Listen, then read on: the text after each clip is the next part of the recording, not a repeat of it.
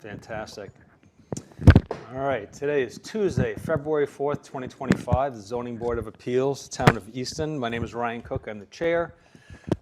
Members sitting on this request for comment, John Curran, vice chair, George Hardiman, Ronald Handberger, and Jean Rummel. And presenting the material, really looking for requests for comment, would be Stephanie Danielson.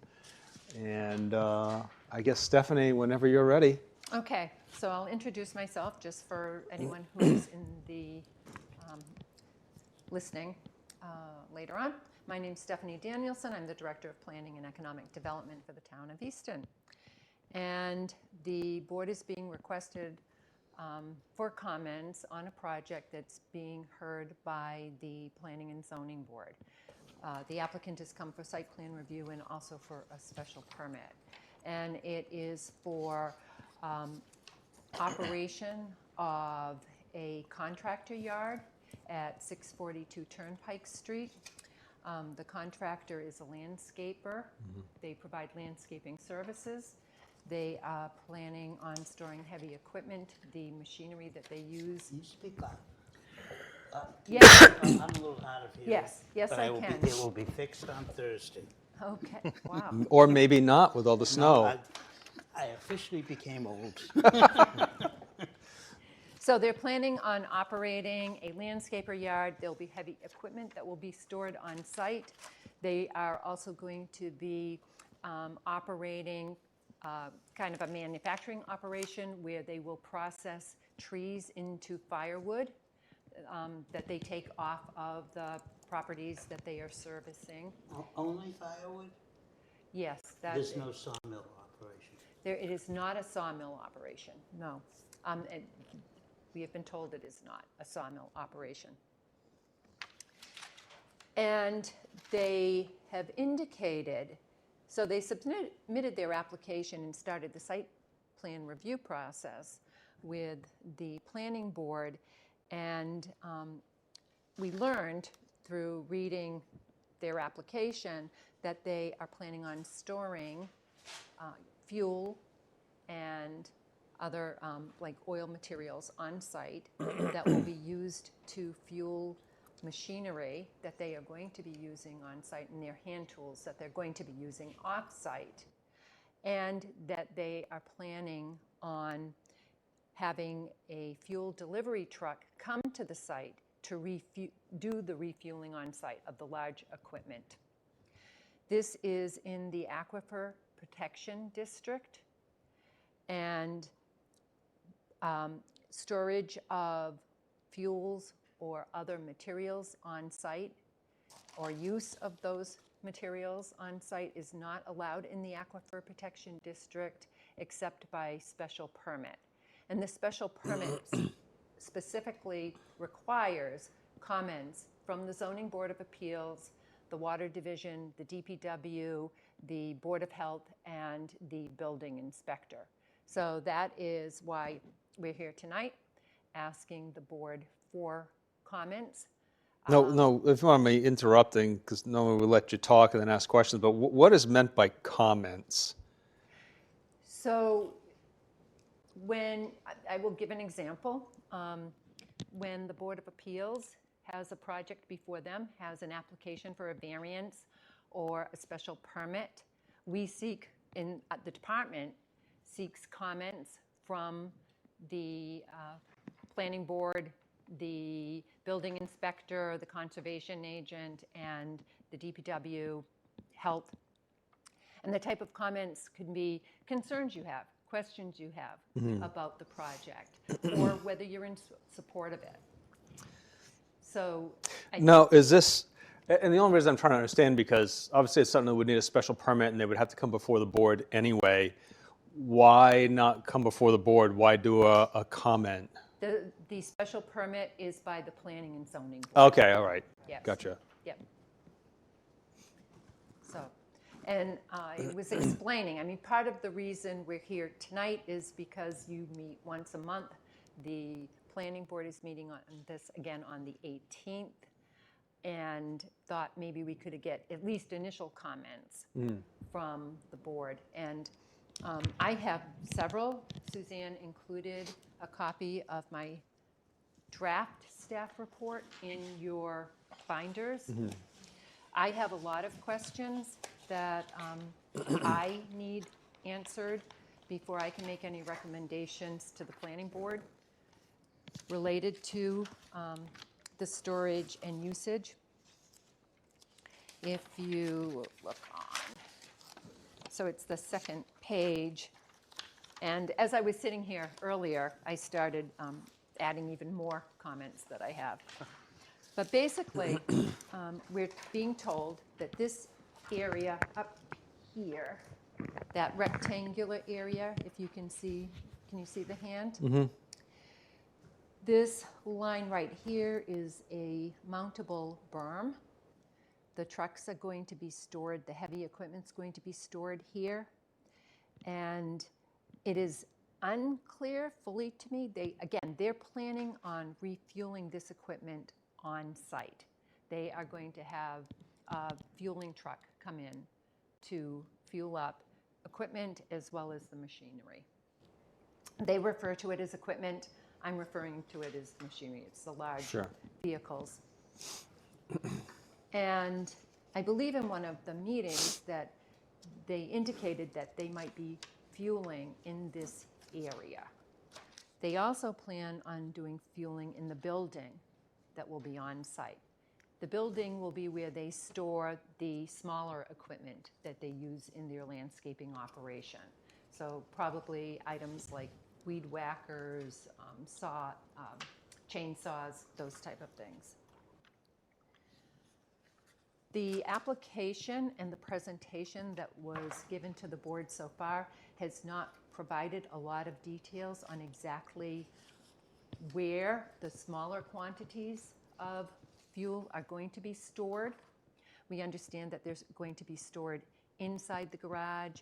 They're supposed to be stored inside a cabinet that's made for that purpose.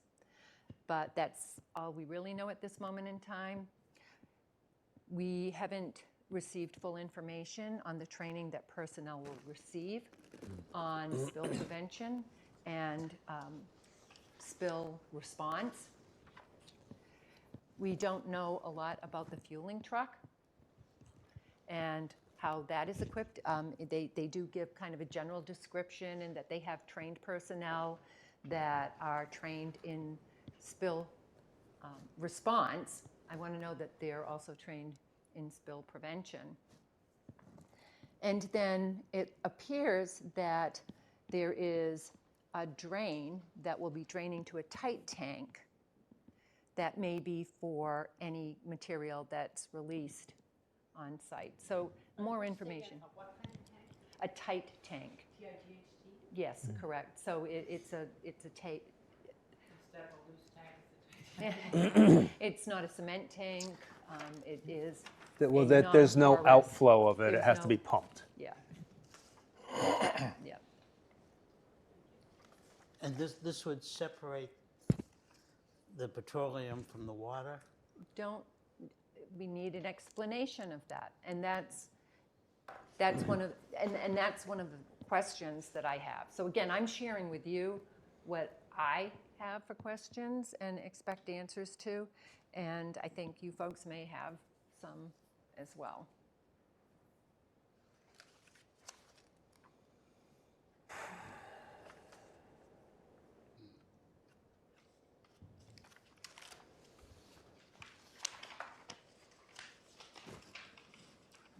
The fuel would be both diesel and gasoline? I would say, I I'm- would believe so, because the vehicles must run on diesel. I can't imagine Yeah, that they're they're- running on they're- gasoline. But the chainsaws and that's all a mixture of gas and oil. You know, two-cycle engine. Right, yep. Yes, I would imagine they're going to have gasoline being stored on site as well as Mr. Chairman, do you want the questions to go through you? No, because I mean, this isn't like I think this is more a conversation to capture comments. I have a question, may I? Yeah, please do. Was it there a sense that this notion of the fuel truck coming into fuel vehicles, it seems to me that it's an end around to say they're not actually storing fuel, that the fuel truck will show up to fuel the vehicle, so we're really not storing it here? That large quantity, yes, that they're not, so my understanding is there are certain operations and large landscape operations, can be some of those, where a lot of fuel or vehicles are part of the operation and that they have their own gasoline pumps on site, similar to our DPW. Our DPW has tanks on site and they pump their own. We're not doing that. We had a DRT meeting and my understanding was that I thought that they would be fueling the vehicles off-site, but instead they're bringing a fuel truck on-site. But does the fuel truck stay overnight at all? I mean, because I just wonder if it's a way to get away from the notion that they're actually storing something within the ACC. So that's the use, where they're kind of bringing a truck on-site that has gas, some type of fuel in it. Well, and they're storing. So I was going to add a comment there because I've looked at the plans and sometimes I try and compare this stuff to things I have experience with, and I've had experience with road construction, stuff like that. And when they obviously fuel trucks come in for the dozers and the backhoes and stuff like that, generally they have a separate cordoned off area where they generally will either build up large stockpiles of dirt. They'll make like a big circular area for everything to happen. They'll have all the berms like we would typically do along wetland protection areas, and they would have other protocol in place. And this just seems just like parking with a little berm to catch runoff. And I'm sure there's a berm all around it to sort of funnel everything toward that catch-all, but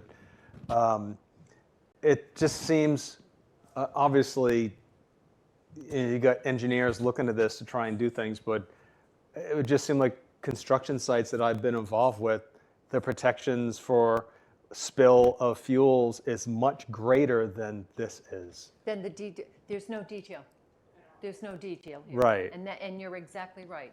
That's the information that they need to provide. And I talked with the engineer who was in my office on another project yesterday, and I mentioned to him that we really need to see detail. You need to show on the plan exactly where your operation is, where that refueling operation is going to take place. You need to show what kind of, what is that berm looking like? Yeah. What is it? If there's a release in there, where does the release go? How is it contained? Is it contained superficially? Or in this case, it looks like they have a tight tank. Is that where your release would go, into the tight tank, which is presumably underground? And there's going to be a whole process, because if this is sort of catching for a runoff, and again, we have no details, it's running to a tight tank. Well, that only works if that catch-all is clear. Right. And listen, we're dealing with trucks. They're going on, they're off-road. The tires are filled with dirt and mud. They're bringing in all dirt from the trees and everything. That stuff's going to get clogged. So what are their procedures to ensure that this spillway for runoff is clear at all times? Or all the personnel, every single person who's on site has to be trained in what to do in case of an emergency, not just one site supervisor, like everybody. Mm-hmm.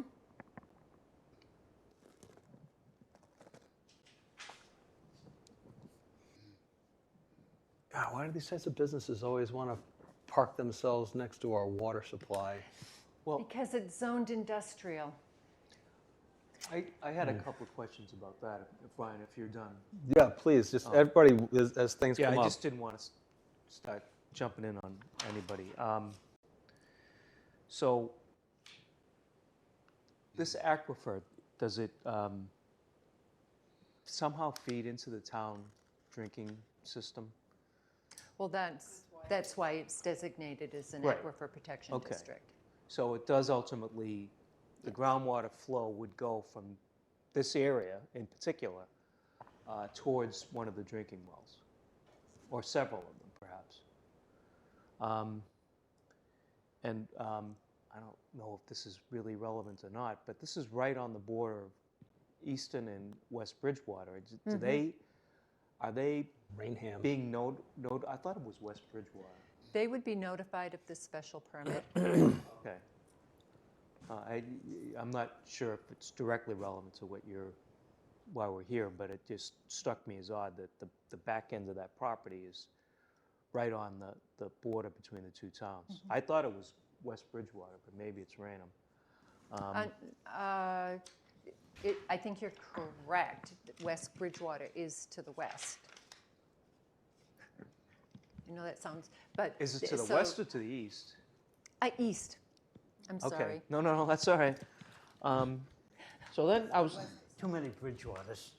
I was going through 23546, and I saw Oh, yeah, that's right. where under the special permitting procedures, there's standards that have to be complied with, just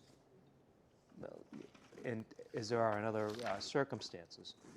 And here the criteria is that you're supposed to give consideration to the simplicity, reliability, and feasibility of the control measures proposed, which, if I'm following everything so far, you're not at all satisfied that we even know what those control measures are, let alone whether they're simple, reliable, and feasible.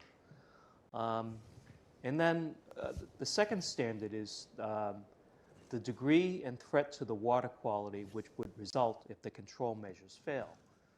So when I was looking at this and thinking about it, and this kind of dovetails, Ryan, off of what you just said, let's just suppose this fuel truck that's coming in once a day, for some crazy reason, releases all of its fuel all at once.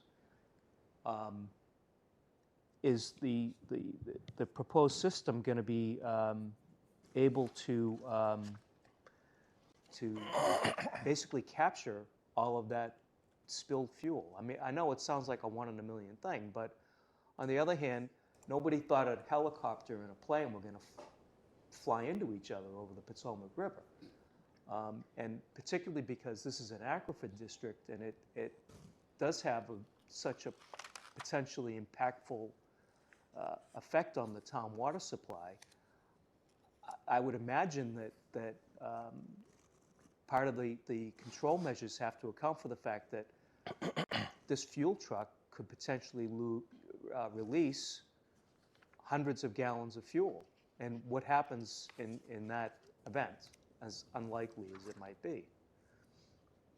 And that's why it's important. Yes, that's a very good question, and that's why it's important to understand exactly where is the refueling going to take place, and what is the catchment system, and what is the capacity of that catchment system. I would, just for myself, I would imagine that the system has to be designed to capture all that fuel if it spilled all at once. Yeah. I don't know, a valve fails on the truck, it just starts spilling fuel everywhere. It's conceivable. And then part of the process is then how quickly, so if that's, let's say it's contained within the tight tank, then how quickly does that then get removed from the tight tank and removed off-site? Or for that matter, would the tight tank have the capacity? Well, that's presuming it has the capacity, because, I mean, those are the questions that they need to answer. And I feel that they need to be able to do that. Yeah, I mean, that to me was something that was very important in all of this. Because, I mean, I think that if there was a catastrophic fuel release on that property, it would have a catastrophic impact on the aquifer and the town's water supply.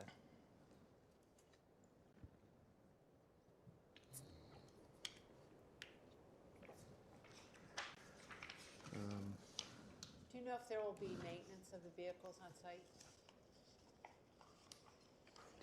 don't know.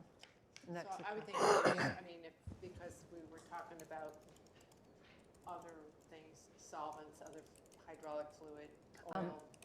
I believe they've said they will be maintained off-site, but that we will need to ascertain that. And maybe as a follow-up to that, this applicant operates out of another location currently, does it not? Correct. What is their method of operation there when it comes to fueling trucks, maintaining them?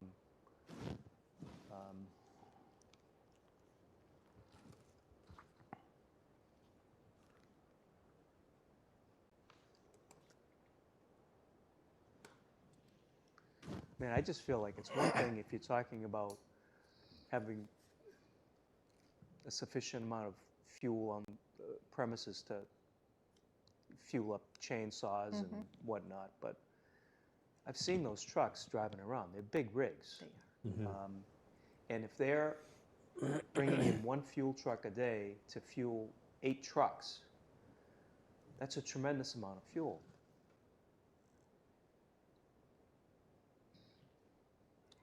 It's not just the trucks, it's the chippers and the grinders, all the equipment that comes with it. And Yeah. beyond chainsaws, there's some big equipment that probably would be refueled outside. But we don't know, is the kind of key. Is this the same operation they have now in Stoughton that they're going to move here? So they've got Lots of trucks. lots of trucks Yes, they do. and they seem to- cranes and Yeah, probably more. Lots meat of- toys. They seem to Lots of have a cranes. system, though. They move them out really quickly in the morning, get them. Yeah. Yeah, I mean, that's what they've told us, and I've heard that. No, they really seem to. They have a very- Seems to run pretty yeah. smoothly. The surface area is going to be concrete. It will Not be all of it. Bituminous bituminous. concrete, which is blacktop. Blacktop, okay. But it says 5.6 acres, it's gonna be that much Yes. lot coverage, and I'm embarrassed to say, I don't know, is there a maximum lot coverage for an industrial zone in the ACC? I mean, Don't they? There is a percentage, however, this lot itself is quite large, and a substantial portion of it is going to be permanently protected. The back portion, okay, They said the parcel was like 62 acres. okay. Well, it's Which is isn't it permanently protected now? Well, they haven't said, right? no, No. it's under private ownership right now. Oh. Conservation But they restriction. will have a conservation restriction. There is, as I mentioned earlier, there is, it's a mapped site for threatened or endangered species. They need to get an approval from Natural Heritage. Do we know if they've had any spills at their current site? I have a note here that we can check into that. That's should be public information through the The Mass DEP. DEP. Yeah. Yep. Yeah, I have that bookmarked. I can Yep. look it up. You can 1518 Washington Street. You Yeah, can look up. I think all you need to do is maybe even put the name of the company.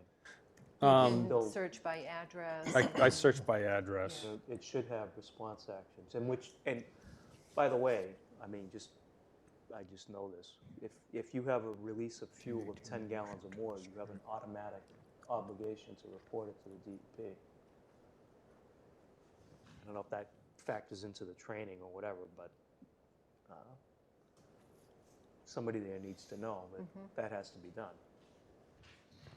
It would be interesting to know what the day-to-day process would be for refilling the tanks, because when I see their shop on 138 Stoughton, they've got a lot of trucks that are all spread out, and I'm going to guess if somebody's delivering the fuel there, the fuel truck comes in at once and might fuel a couple trucks within reach of the hose.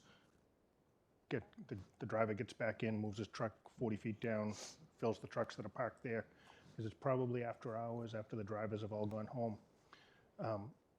And I think it would be important to know that, because that plays into where what area of the lot is going to be acceptable to refuel on.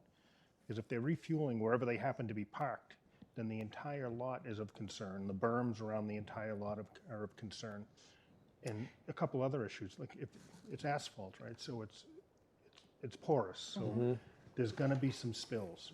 And, maybe not a 10-gallon spill, but, some minor spills probably every day. And over time, that can add up. And the last thing that's running through my head at this point is, if the fuel company's coming in and doing this, who's responsible for the spills? Who's going to report the spills? Is someone from Walnut Tree going to be there supervising this? Well, that's one of the questions I have, or actually one of the basic requirements, that someone who is trained from Walnut, someone who's there all the time on site, that their personnel needs to be trained. They need to be there when the refueling or the fueling is taking place, as well as the truck driver being trained. And I know that they need to be. I mean, I know this But from- here's the challenge with all that stuff, and this stuff always gets me when we get into stuff like this, is they need to do all that stuff. Who's there every day making sure that actually happens? It's the enforcement mechanism that there's no way to, and there aren't enough people to oversee and do enforcement. Would the fuel truck be owned by Walnut or a separate No, they- subcontractor? no. Separate service, and I know such services Yeah. exist. Okay. I have not had a project like this here in Easton. I was the chair of the Brockton Conservation Commission for 17 years, and we had a couple of projects like this where there were refueling trucks that would go on site to fuel up vehicles and have a familiarity with what you want to look for and know is going to happen.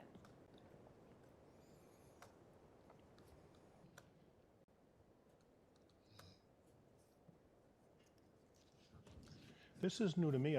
Maybe people, maybe maybe other people on the board know, but are there situations like this? Are there ever expert opinions that sort of project what the spillage will be and opine what the impact will be? Yes, those experts exist.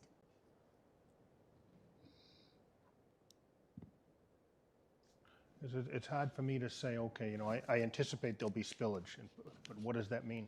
I don't know. Part of their job is, they're the ones who have to come and make the case, and they have to head off any potential questions and have solutions for them, right?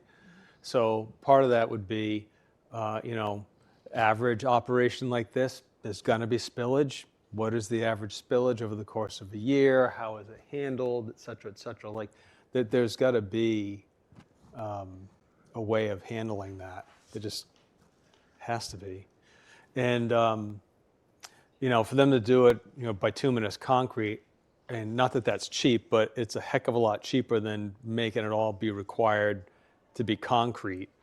But again, bituminous concrete is permeable. Especially for oil. Especially for oil.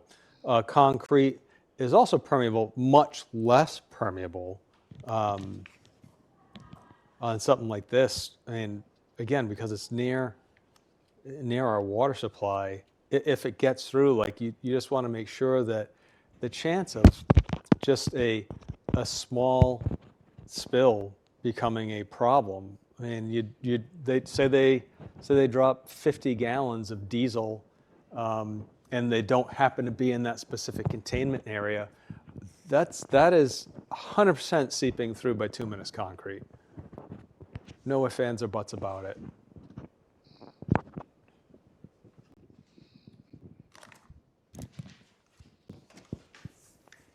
How much fuel would they be storing on the? What Whether it's the at- application indicated, there would be like 10, I'm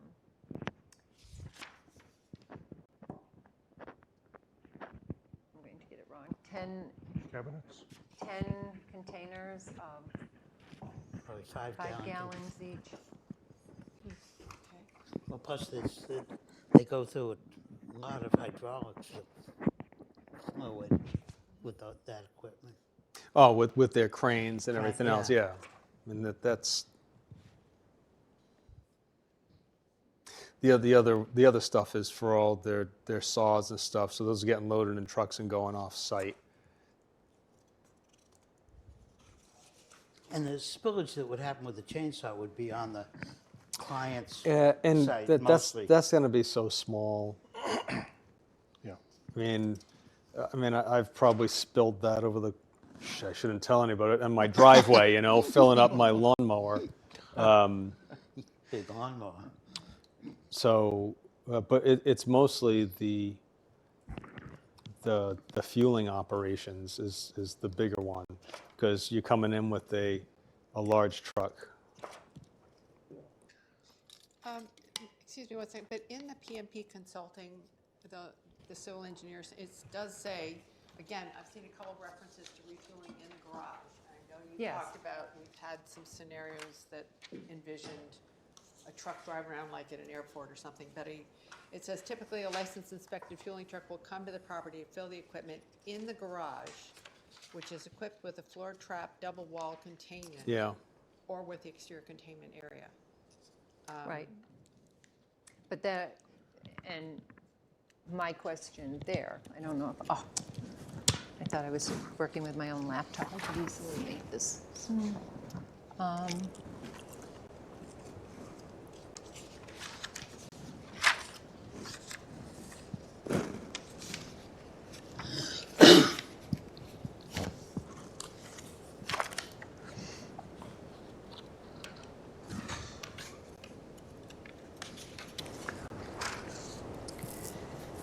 So again, these are details that I really want to see. I believe this is probably the area right here. I think this this language, you think, oh, that tells me that's the area, but it actually is just the proposed size of the building. I see. But you see, you have a pipe here, and you have the tight tank, industrial tight tank here. Yeah. So that would indicate to me that this is I see. the fueling area. But you don't see a drain, you don't see any containment within. Like, is that depressed? Is there a berm around that area that would capture it and contain the material and direct it to the tight tank? It says, I want to say somewhere in the plan, it might say it's 1,500 gallons. It says it on there. Can Proposed you see it? 1,500 gallon industrial That's tight right, tank. it's right there, yeah. Yeah. See details. Yeah, and there are no details. Right. I went to look for them on a detail sheet and did not find that. Does that match the quantity of the fuel truck?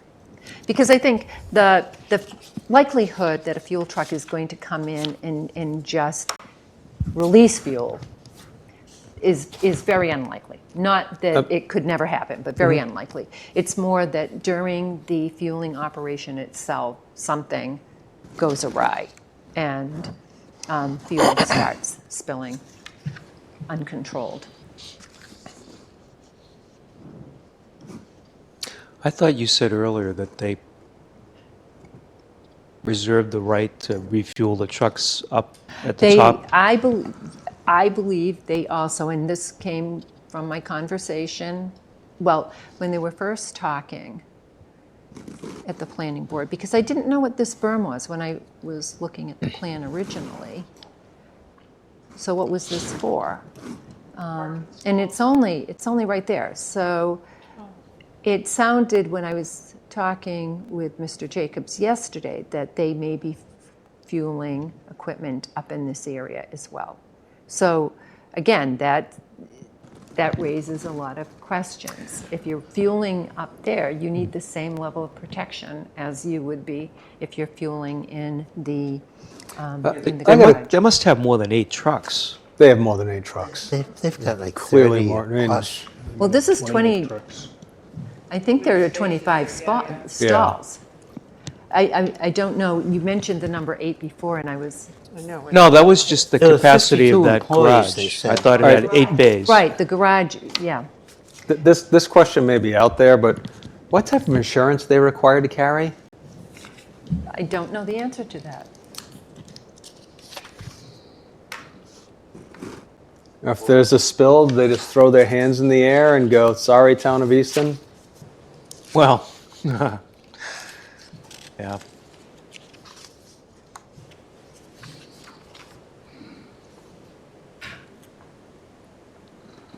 And you can buy policies to protect you from oil releases. I don't, they, Protect you from liability, from having to pay for them, but not Correct. protect you from the release. Yeah. We're concerned with the fact that it could release. Right. And they go, "Sorry, everyone, you can't use your water."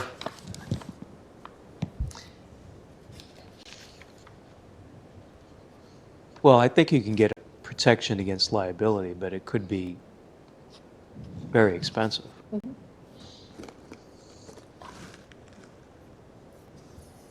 Yeah, I'm not even sure who to really ask that question to, or who's the right person to answer it, or, Insurance? I mean, sure, but, obviously that's going to be a specialty insurance. Yeah. I mean, we can Every ask gas the question. station has it. Sure, yep. I've been involved with a few leaky tank situations. So is the firewood that, are the logs that they want to process only coming from their operations, or are they going to be Yes. also getting? Yes. Very common for tree companies. Yep. And not even all the trees. And to have other folks that don't have that processing ability to bring their debris and their logs Yep. to another place to process. So I Yeah. just wondered if there might be other companies that would be for a fee. I mean, they're, Are you suggesting you would not approve of that, or I guess the source of the comment, I guess I'm trying to understand. I'm just wondering, I think that if we have an understanding of the source of the logs, I mean, at first, I wasn't sure how much that they were going to process, if it's only for wood chips, if it's just what Walnut is picking up, or if there's another. No, so another source typically of what they logs. do is they take the trees, they'll clear the whole area. They got a crane comes in, hoists them. They have a log truck, so they'll bring the logs back, and then they're pretty good at looking at them, have relationships with local lumber yards, and they know what stuff is good for lumber and what stuff isn't. So the really straight stuff, they'll contact a lumber yard will come and take them. Everything else, they'll start breaking down, they'll strip the bark and make bark mulch, they'll start shredding them and doing everything else. I get it, but we have a contained process if it's Walnut doing its own. If there's a side business It of does- processing, so you've got more mulch being produced perhaps than is just from Walnut, if Joe and Sam and Jill all bring their stuff because Walnut now has a monster chipper or something. I'm just wondering about the scope of the operation. Okay. They have not talked about that. They did talk about processing the logs that come in and making that determination, having the ones. They didn't actually say that, but that makes sense, Ryan, that it would be that some of those trees are good for sawwood or something else. They will have those taken off site, and then they will be processing logs on site. And this is, this all comes in at the end of their work day. Would they be making the firewood out of the logs on site? Yes. Yes, they will be doing that. Yeah, they cut it and split it on site and store it, so Yep. they'll let it And dry so- out. Yeah, and- and they'll, do we know? but they will not have, as we've been told, and it's really not set up for this, they won't have customers coming. Do we know if they're processing logs at their current location? I don't know I don't that. think so. So that would be a new aspect of their business model. I'm not sure if it's relevant, but Now, does sawdust get stored or used, or, I mean, I think there's some, It goes to like wood farms dust. and stuff. Well, is that? Okay, I think, I was just looking at the potential for some of these. That's an interesting question, because if there's massive amounts of sawdust that basically in the Hockomock Swamp, or on the edge of Hockomock Swamp, I mean, you can, We've got fungicides, dioxin contaminants, we've got, you know, these are all sorts of things I was looking about in wood dust, in sawdust itself, and I didn't know, is that an issue? Or just it's got to be an expert who can answer that question for us. Arsenic. Yeah, if it's just sawdust, wouldn't it be biodegradable? Well, I think some of it is, yeah. But I don't know, they Yeah. store it there, sell it, what do you do? I mean, the question is if it's spread all over the yard and then there's a, you know, serious rainstorm, where is that all going to go? And is it going to It's going clog up into the the drain? Plug up Swamp. the, it's kind of, or plug up the tank. And that, all that stuff, yes. And honestly, for cleanup, they're just breaking out the backpack blowers and, Yeah. you know, But I must say, I think a lot of these questions could be answered with, Oh, yeah. with somebody who you know, they seem to be focused around a lot of the same concerns, and now is water I don't know if this is a source. question that's relevant or can be asked or not, but why did they pick this site? Huge. it's, as I understand it, the size. And the location, probably, Yeah, it's a because good it's pretty location for it. isolated. It is zoned industrial. yeah, Yeah. access to major routes. They do work on the Cape, so it's only an hour and a half away. Yeah. How slow are you driving down 495? Yeah, I know, that's, I've worked on a sawmill twice. Stephanie, did you get, this is something else I circled, you did get a stormwater report from them? The stormwater report, the stormwater management system has been reviewed as part of, they've already gone through conservation. Okay. And did conservation find it acceptable? They are just waiting for Natural Heritage to issue their report or certificate. conservation restriction, Yeah.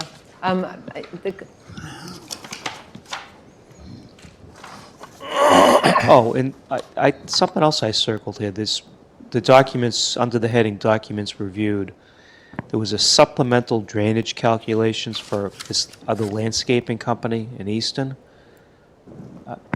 I'm maybe not following. How do they factor into this? I'm not sure what you're referencing. On the first page, on Flynn, yeah, we seem to be avoiding using names, so I didn't want to. I'm sorry about But I that. will. I meant Supplemental the drainage landscape. calculations for Sean Flynn Landscaping, 492 R Bay Road, Easton, by J.K. Holmgren Engineering LLC. Suzanne, I don't think I have that. They might own the property next door. because they are. No, they're nearby. no, Sean Flynn is on, Flynn Bay Farms Road. is on Bay Road. Yeah. So again, That's I'm right. not, No, this was, Yeah, I see that. I just wanted to. Suzanne, what document are we talking about? Because I don't know. It's in my staff report? Yeah, maybe it's right there. Is there an error? First page. It could be. I wondered if it was there accidentally. This is, okay, so this is not related to this at all. Okay, thank you. Thank It you. is an error. okay, well, I'm glad I asked. I mean, so J.K. Holmgren is not even the engineer on this, so it's not even that they inadvertently submitted Yep, okay. that Super on line through. one of their other clients. That's an error on our end. So, thank you for catching that. Like Sean.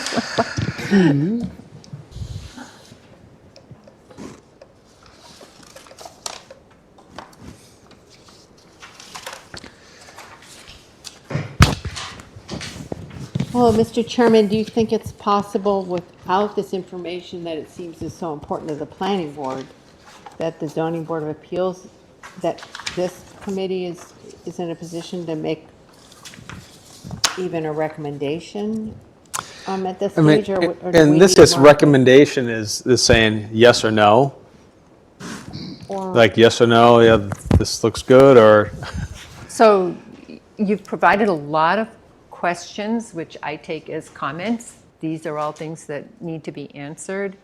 And you could make a recommendation that if all these questions were answered to the satisfaction of the planning board, or, but my recommendation would be that Continue? that you hold off on a recommendation Yeah, because until, I just don't have enough information. because there isn't Yeah. enough. I would agree.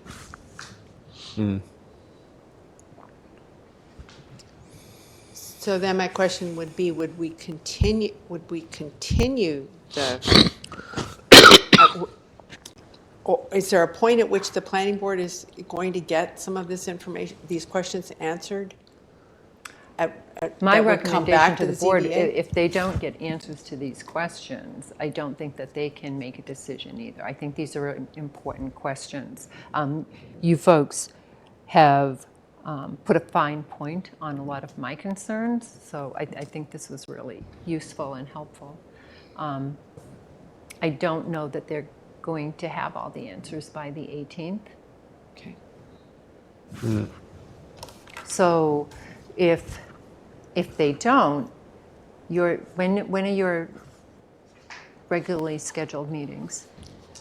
March 18th. Yeah, so I suppose I would ask if you would be adverse, would you be adverse to meeting again after the planning board meeting if they've provided answers? If they haven't provided the answers, I would say they're going to need to come back with those, and that could coincide with your meeting on the 18th. Yeah. Yeah, and that would seem to be, so there were a lot of questions we posed. And they really got to get us some answers on that, because right now we don't have enough to thumbs up, thumbs down. It's just too many variables.